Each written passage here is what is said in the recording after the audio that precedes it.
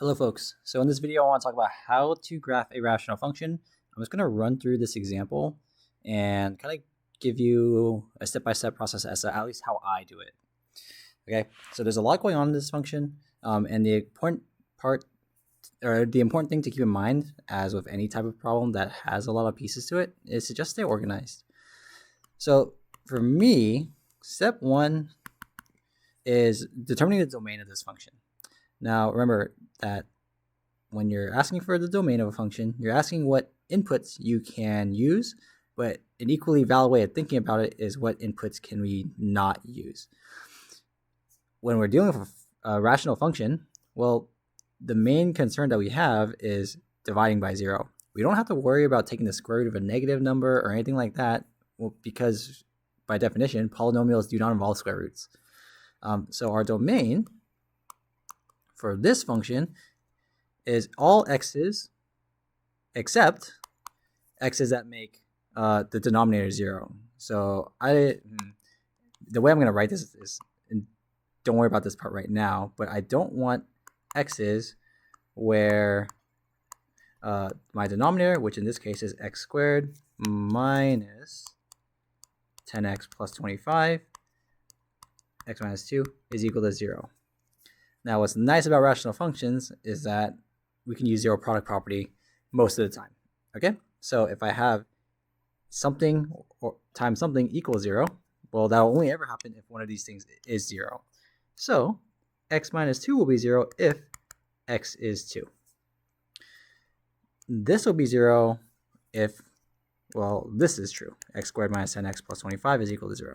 There's a number of ways you can solve this. This is a quadratic, so you could use quadratic formula, but it is also factorable. I know that because I made the problem, but again, if it's quadratic, rely on what you know about quadratics. You can either use the quadratic formula or factor it. Either way, you will learn that this will be 0 when x equals 5. I do want to point one thing out, is that we are going to actually want to factor it because it'll make our lives easier later. I'm just telling you that right now. And I'll show you later why this is actually the case. Okay, so if I use the quadratic formula, I would only see x equals 5, but that means that this thing has only one x-intercept, so that means that its factored form would be x minus 5 squared, or x minus 5 times x minus 5. Okay, so let me just kind of rewrite this function now. We know that we know we can rewrite it as x minus 1 in my numerator, and x minus 5 squared, and then x plus 2. Oh, sorry, plus 2, so this should have been negative 2. Okay, so from here, we should hopefully be able to see that our domain is all x's except for 5 and negative 2. Okay, so based on the previous videos that we've seen and everything we know so far, we need to do a little bit more investigating as to what the deal is with these two x values. One thing we know is that if I plug in 5, my denominator will be 0.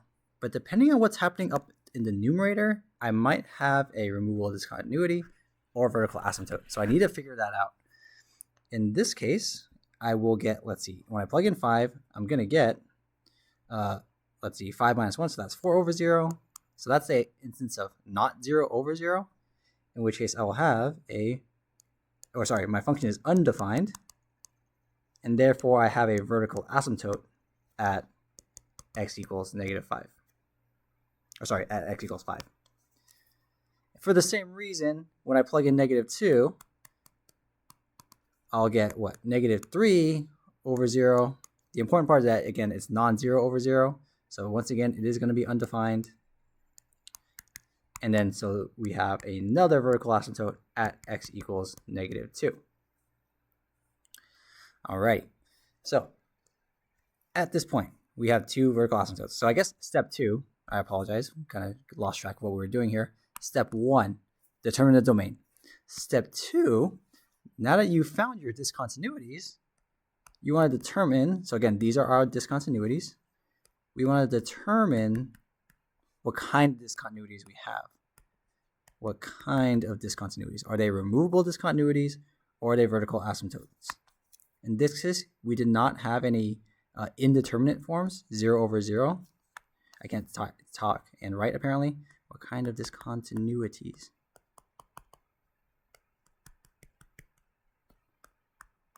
Are they? But that's what I would be looking for. My step 3 is to look for any easy to find points, and those are typically my x and y intercepts. Okay, if there are any. There aren't always going to be any. So let's find our y-intercept. That's always the easiest one to start. So I'm going to plug in 0 into my function and get, let's see, I'm going to get 0 minus 1. So again, I'm just looking at this. 0 minus 1 is negative 1, negative 5 squared, and then positive 2.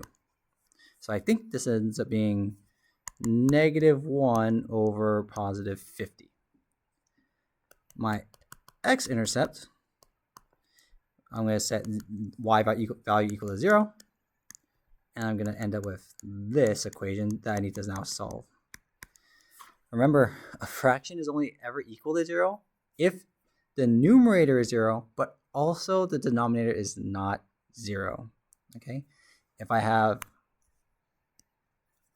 0 over 0, again, we call that indeterminate. If I have a not 0 over 0, we have undefined, just like we do up here. But if I have 0 over a not 0 number, then I will actually come out 0. So this is only true if this is 0. When does that happen? Well, in this case, we should hopefully be able to see that that happens when x is 1. You will also need to check that the denominator is not 0, but I think it's pretty clear that when I plug in 0 into the denominator, I won't get 0. So that is where our x-intercept and y-intercepts are. Okay. Now, our last step, step 4, is to actually put these onto our graph and actually figure out what's going on. Okay, so I'm going to get my rough sketch going, outlining my intercepts and my discontinuities. So my vertical asymptote, I have one at 5, so I'm going to put that right here. My other vertical asymptote's at -2, right there.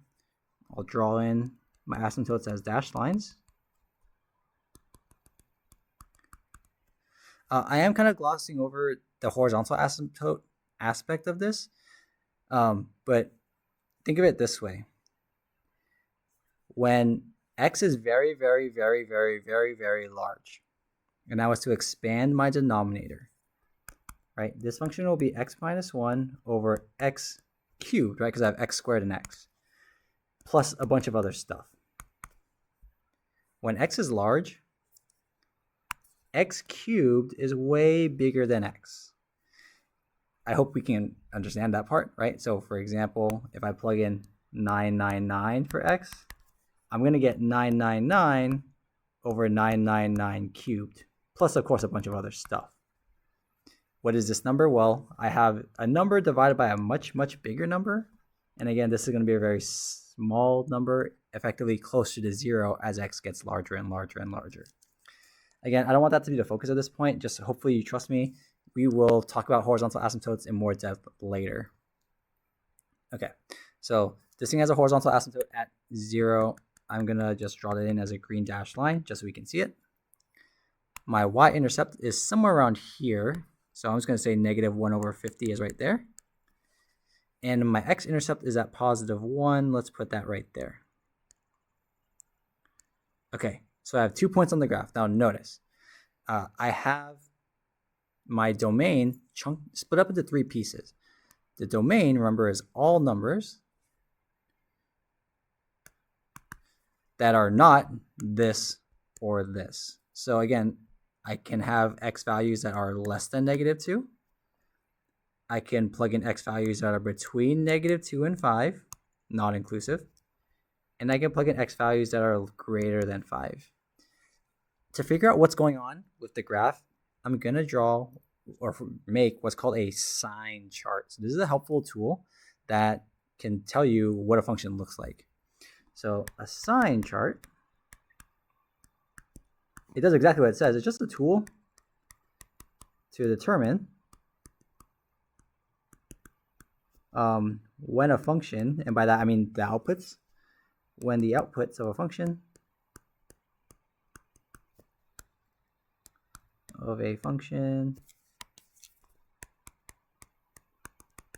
are positive or negative or zero. Are positive, negative, zero. Okay, so here's how this works. Ready? Remember, our function is this. So I'm going to hang on. So I'm going to copy that right here. Okay, so again, for us, f of x is x minus 1 over x minus 5 squared, x plus 2. All right, so down here, my domain split up into 3 pieces. All right, so this is my x is across the top row of this, and then my y values are f of x values. All right, here's how this works. So we'll go left to right one piece at a time. Or actually, we'll start here, then we'll go here, and then we'll go in here because there's a little bit more going on in the middle. All right, check it out. So if I plug in a value, by the way, I will also say that you can also just plug in a number that is over here, and it'll get the same point across. But I want to try to generalize it. Okay, think of it this way. If the x value that I'm concerned about is less than negative 2, so you could think of, let's say, x is equal to negative 2.1, or x is equal to negative 100. For all intents and purposes, these are the exact same thing for this discussion. They're both less than negative 2. Okay, if I plug in a number less than negative 2, well, if I take that number and I subtract 1 from it, it's still negative. I hope we can all see that. So for example, negative 2.1, take away 1, that's negative 3.1. Or negative 100, take away 1, that's negative 101. So this is still less than 0, or negative, aka negative.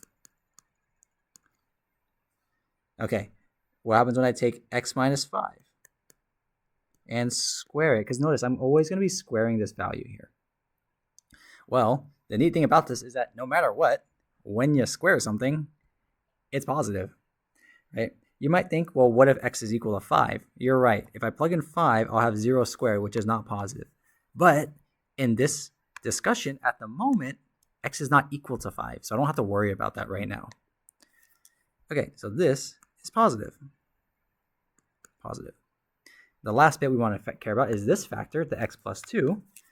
Okay, this one is a little bit tricky, but again, remember, the best case scenario that you're going to have, depending on how you're thinking about it, I suppose, is that x is negative 2.1 or 2.001 and so on.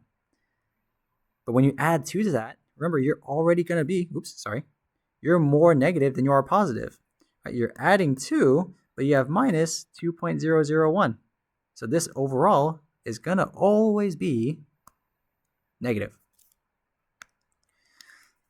All right, so check this out. This is kind of cool. I know this maybe seems a little convoluted, but we'll see the use for it in just a bit here. Notice that whenever I'm plugging a value in this region of my domain, my function comes out to, let's see, x minus 1 is the numerator, but that's a negative number. Negative because of this. Divided by, well, anything squared is a positive number, times another negative. But notice, I have a negative, and a positive. If I have 2 negatives, my end result is always going to be positive. So what does that mean? Okay, well, this just means that this portion of the graph, this part right here, all of this bit, all the y values in that part of the domain for those x values, all the y values have to be positive. So we can start figuring out what this graph looks like. The graph all exists up here. None of it exists down here. So, for example, if there's a y value right here, then all the y values are up there. And we know there's a y value up there because we kind of checked it with all of this work. So what happens? Well, we already know that when x is very, very, very, very, very, very large, my y values are getting smaller and smaller and smaller and smaller and smaller. Now, I still have graph in this region, so what happens? Well, the graph has to get closer and closer to x equals -2. We know that because the domain is all values up to -2. So what has to happen is that the graph has to go like this. You might ask yourself, well, why can't it do something like this and then curve down that away? And that's a great question. But we know this can't happen because if you did that, you would have generated a new x-intercept. But we know that there's only one x-intercept, which is right here because we found it already. And so this is why I love graphing these rational functions so much. And I think it's really fun. It's just because there's a lot of pieces, but the pieces are actually not incredibly complicated to create or to figure out. And so now it's just kind of being a little bit of a detective and figuring out how the pieces go together. Okay, let's have the same conversation on the right side here, over here. So if x is bigger than 5, this part I think is fairly straightforward. X minus 1. Okay, so you have a number that's bigger than 5, and if you take 1 away from it, well, of course it's still going to be positive. If I have an x value that is bigger than 5, and I add 2 to it, of course, it's still positive.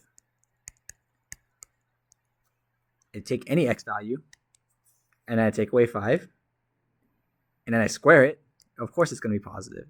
And hopefully it's pretty clear to see over here. If I have positive, positive, positive, of course all our y values are positive. So once again, I'll have something like this. Now in the middle, it gets a little bit more complicated simply because we know our graph crosses through the x-axis right here, or at least touches the x-axis. Now, here's what's really, really, really neat. We can use the fact that our y-intercept is already down here for part of this. For example, this graph, I guess I drew it in red and not purple, but let's just draw that real quick right there.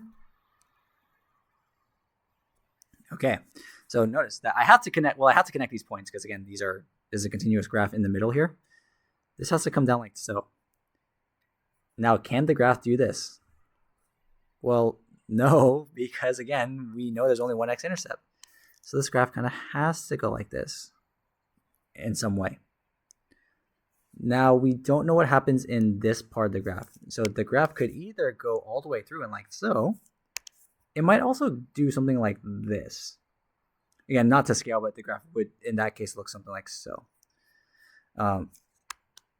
Okay, so how do we figure that out? Well, I need to figure out what's happening with these x values. So I already know between -2 up to 1, f of x is positive.